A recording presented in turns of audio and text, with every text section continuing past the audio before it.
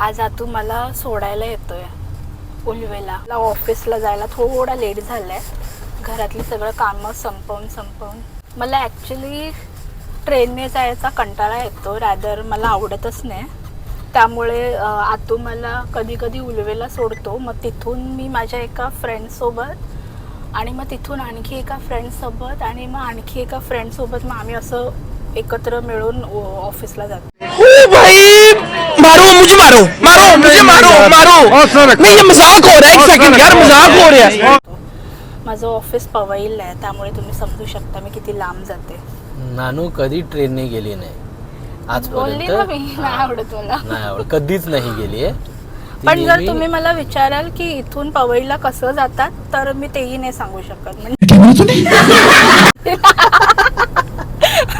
नानू जाते पहिली नेहमी डायरेक्ट कॅबने जायची इथून.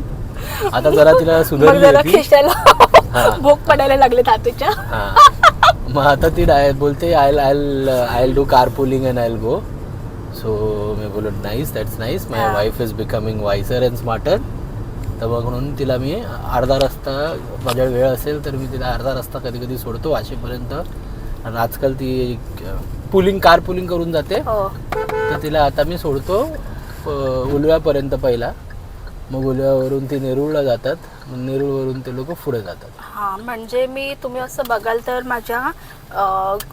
माझ्या घरापासून उलवेपर्यंत आतू सोडतो एक कार. मग तिथून उलवेपासून नेरूळपर्यंत दुसरी कार आणि नेरूळपासून ऑफिसपर्यंत 3 कार. म्हणजे तो होणारा त्रास कारमध्ये बसून एसीने जाते रे आणि बोलते त्रास.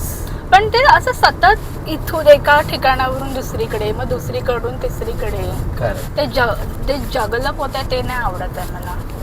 मग एकच तुला मी नेहमी ऑप्शन दिला आहे, कार घेऊन जा डायरेक्ट सगळ्यांकडनं पिचिंग कर.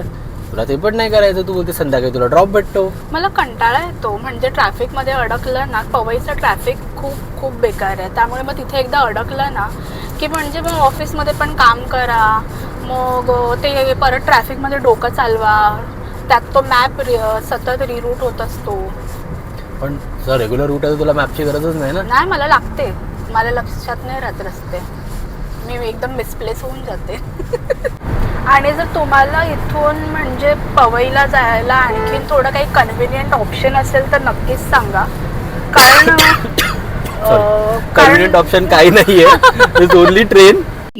बहुत तेज हो रहा है, बहुत तेज हो रहा है. That is the only convenient option. म्हणजे आणखीन थोडं बेटर ऑप्शन यार. म्हणजे काही ऑप्शन्स असतील जे डायरेक्ट आपल्या पुष्पकनगर पासून जर मला पवईला डायरेक्ट कारपुलिंग मिळत असेल तर. म्हणजे ते चलो करून एक आहे, पण आय डोंट नो ते इथे ऑपरेशनल आहे की नाही. चलो is a bus service. Bus या Chalo is a bus service. They do integration. मला बसमध्ये उलटी येते. Are you comedy me? मग चलो तुझ्यासाठी नाहीच आहे. माझा हा आजचा आउटफिट आहे. ब्लू वाटतोय का? दिसतच नाही. माझा ब्ल्यू आहे, तुझा माहिती नाही. माझ्या एका फ्रेंडचा आज हे बेबी शॉवर आहे. कलिगचा, ऑफिस कॉलेजचा. Kind of friend, kind of college. तर थीम होती ब्लू आणि पिंक. पिंक मध्ये माझ्याकडे म्हणजे आहे माझा हा आजचा आउटफिट आहे.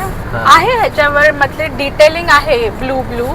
मग ठीक आहे ना, कारण पिंक मध्ये माझ्याकडे असं वुलन आहे. मग मी एवढ्या हीट मध्ये कुठे घालू ते. तिने काय घातलंय काय माहिती. मी एवढा थीम फॉलो करते. बेबी शॉवर ऑफिस मध्ये पण करायला लागले. First time. But nice no. जेवण वगैरे नाहीये. केक कापणार आहे फक्त. बजेट कमी आहे. असं आजकाल नवीन चोचले ते. त्यापेक्षा तिला सांगायचं बाहेर इव्हेंट दे, मस्त हॉलमध्ये सगळ्या कलिग्सला बोलवायचं. बेस्ट ऑप्शन बोलू त्यापेक्षा ना डायपर्स द्यायचे. I think diaper is the big investment. कारण डायपर्स साठी भरपूर पैसे जातात. You R right. बट कसं असतं ना, युजली इट्स बीन सेड की जोपर्यंत मूल येत नाही ना, बेबी होत नाही, तोपर्यंत त्याची परचेस काही करायची नसते. मग ते घेऊन दुसरीकडे कुठेतरी ठेवून द्यायचे दुसऱ्या घरात. You are doing it for that baby only ना. बट अरे यार, सिक्रेटली ठेवायचं, सिक्रेटली घ्यायचं, सिक्रेटली ठेवायचं. मग फंड जमा करून पैसे द्यायचे त्यापेक्षा डायपर्सचे. Diaper fund, baby care fund, diaper fund. Diaper first क्रायचा हे वाउचर. फर्स्ट क्राय वस्तू नाही घेऊ शकत, वाउचर सर घेऊ शकतो. अरे पैसे द्या त्यापेक्षा सर ना. मला ऍक्च्युली आज ना ऑफिसला जायचंच नव्हतं. तुझ्या विना मी तो खाल्लाय ना ते जावाचे ग्रँडे, तेव्हापासून घसा दुखतोय मला. आता एवढा मोठा ग्रँडे तू एकटा पियालीस, फ्रीज मध्ये ठेवला असतास तर मी पियालो असतो. बट नाही मॅडम, तो मेल्ट झाला. अरे तो मेल्टेडच असतो. मी विचार केला why not take a risk. Penguins वाटतो का आम्ही त्यांना? आणि म्हणजे ते एसीचं ऍक्सेस पण नसतं रे रिमोटचं. सेंट्रलाइज एसी ना. मग तू तू एक्झॉस्ट डक्टच्या तिथे बसायची, जिथून इनटेक होतो तिथे नाही, बसायचं. मला जिथे ऑफिसचा चांगला व्ह्यू येतो ना, म्हणजे बाहेरचा, तिथे बसायला आवडतं. लेक व्ह्यू पूर्ण छान दिसतो, मग मी तिकडे बसते. आज मगर दाखव, मगर दिसली तर. नाही येत आता. नाही इट्स टू हॉट नो, खाली असते ती. हा. आता पावसातून डायरेक्ट येईल, जमिनीवरच येईल ती. हा येते, मी बघितलीये पवईला. पवई लेकच्या बाहेर आलेली मगर बघितलीये मी. तू तर नाव दाखवतेस मला, पण मी रोडवर आलेली बघितलीये मगर तिथे. पावसात पाणी भरतं ना, हा. दरवर्षी येते बाहेर ती, फिरायला येते ना ती. हाय बोलून एकच जाते असते, लोकांना. तो एकच पॅच आहे, तिकडेच असते ती पडली. नाही, पण भरपूर आहेत त्यात. ती एक मगर किती वर्ष जिवंत राहते? भरपूर वर्ष राहते. तरीच वाटलंच मला. भरपूर म्हणजे भरपूर. I don't know the years, पण भरपूर. टर्टल सारखी 300-400 वर्ष तरी जगत असेल ती.